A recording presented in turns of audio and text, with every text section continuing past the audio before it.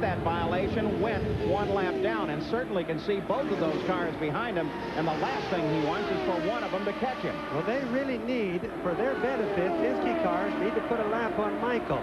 Michael, of course, doesn't want that to happen. He wants a yellow flag now so he can come back in and be right behind him. So Michael Andretti trying to hold off the charging Danny Sullivan, who is the leader. Rick Mears is right behind. Michael Andretti is still scored in third place, and Mario Andretti still in fourth, followed by the Porsche power of Teo Fabi. We'll be right back. Back at Pennsylvania International, Danny Sullivan is the leader, followed by Rick Mears, his teammate. Michael Andretti is in third place.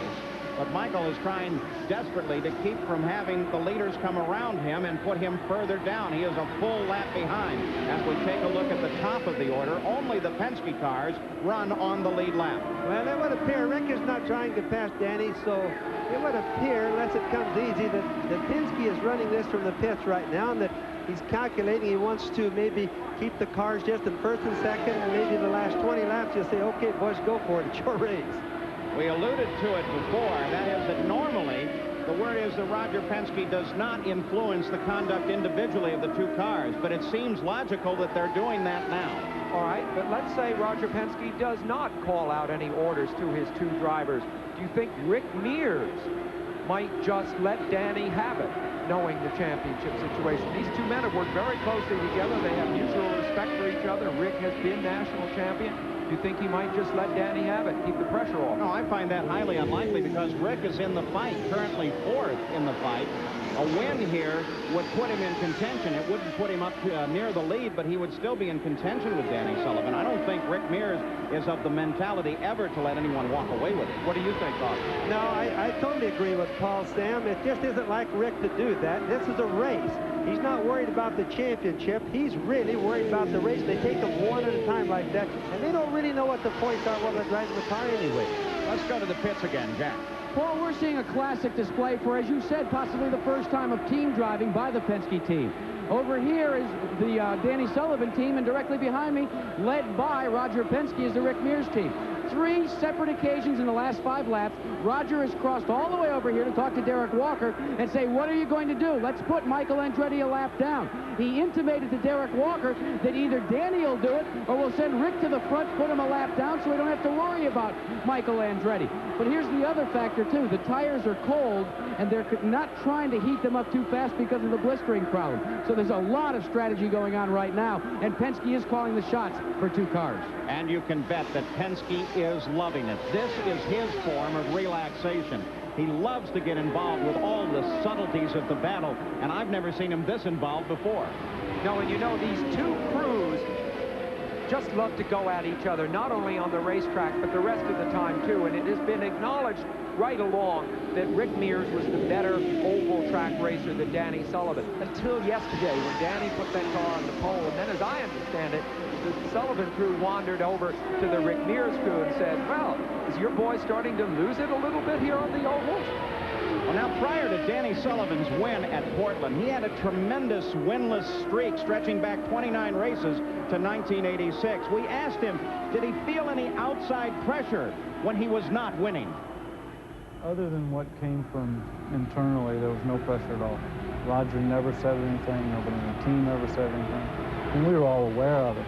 But you have to remember that in '86, Rick Mears went without a win, and that was almost unheard of as well. So he was going that long, and he only had 1 win in '87. So I think the team and everybody within realized that the problems we had just with equipment and that we were giving it our all. But I'm sure there was some doubts in the back of people's minds, and we had some good races, but we also didn't do very well in a lot of the other places. But Roger never said anything to me. I mean, there were rumors going around that I was going to be removed and this and that. It never happened. And he and I have maintained a very good relationship throughout. Obviously, he felt the pressure, too, because he wants to win. And I'm not saying that there weren't conflicts, but it just, it wasn't a thing where there was ever a threat of my job or anything. Or if there was, I was not aware of it. So Roger Penske's team at the top of the order with Danny Sullivan leading this race, and Danny Sullivan really doing a magnificent job encouraged by the possibility of a championship, something he's never been this close to before. You know, for a driver to be truly complete, he has to have had a stretch drive for the championship. There are other things, too. You really have to be injured, oddly enough, at some point in your career and prove that you can come back and put the fear of injury behind you. You have to have won big races. There's a whole lot of stuff that a great driver has got to have accomplished in his career. A stretch drive for the championship is one thing Danny Sullivan has been missing. He's involved in it now and looking good. Well, Sam, just a little note, they might have told Danny Sullivan to go ahead and pass Michael, but he's not been able to catch him so far.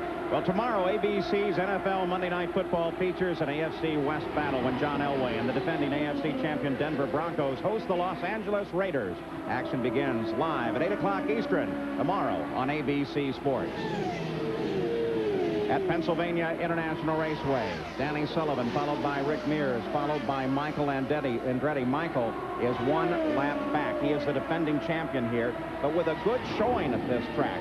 It's a year that has not been as satisfactory as Michael would have liked, and he's indicated he moves on to a new team next year, and the best indication is that that will be with his father, Mario, as we take a look at the top of the order. Now down through Raul Boisel, who currently runs in 6th place, Guerrero, Fittipaldi, the top 10 positions here on the track. But no one truly in contest. They're being very careful. Well, they have to be, Paul, because they still have about 30 laps left, and they don't know what their tires are going to be. Everybody here today doesn't have to worry about fuel. They have to worry about how much rubber are they going to have left like the last 10 laps, because the last 10 to 15 laps is when you're going to really see the race go off like a stick of dynamite, I think. Danny Sullivan leads. This broadcast is being produced under the authority granted by Championship Auto Racing teams for the private use of our audience. Any reproduction of this broadcast in any form without the express written permission of Championship Auto Racing teams is expressly prohibited. It was exactly 1 year ago that Roger Penske hired a man named Nigel Bennett to be his designer. Now, Nigel Bennett, at that point, was designing for the Lola car company, which was so successful. The minute Penske hired him, the entire look of Penske racing began to change for the better. Look at the domination these two cars are enjoying today. Less problem with the tires than the other men had. More speed nonetheless.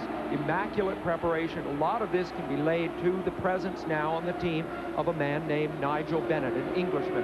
And incidentally, Danny Sullivan and Nigel Bennett used to work together for Lola years ago. So I think Bennett's presence on the team has been a particular tonic to Danny Sullivan. Maybe just that bit more than to Rick Mears.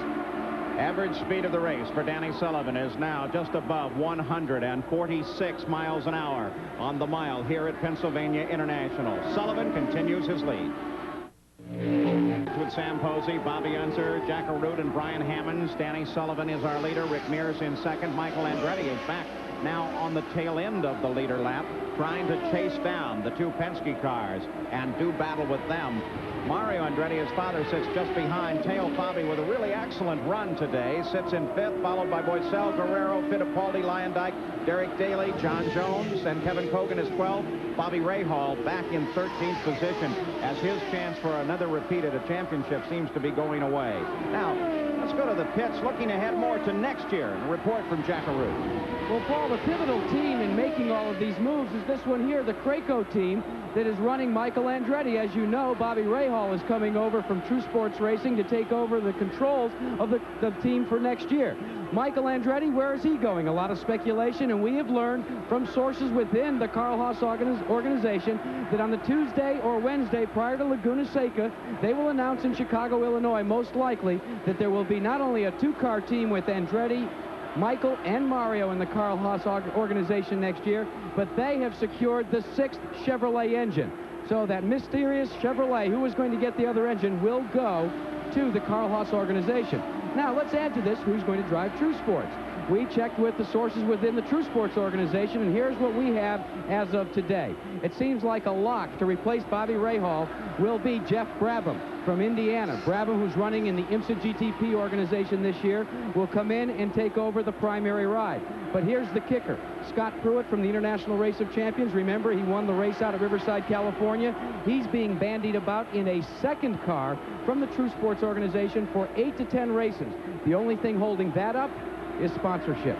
More on this as we get to Miami, I'm sure. Let's go back up to you. Well, when you're talking Pruitt and Brabham, you can't go wrong there. Michael Andretti, the way it was handled, it seemed to be a surprise to a lot of people, but fairly early in the season, there was pretty good indication that Michael would be leaving Maury Cranes' team and move on to other pastures. So the question to Michael really seems to be one of changing teams in mid-season and how it might affect the relationship with his crew.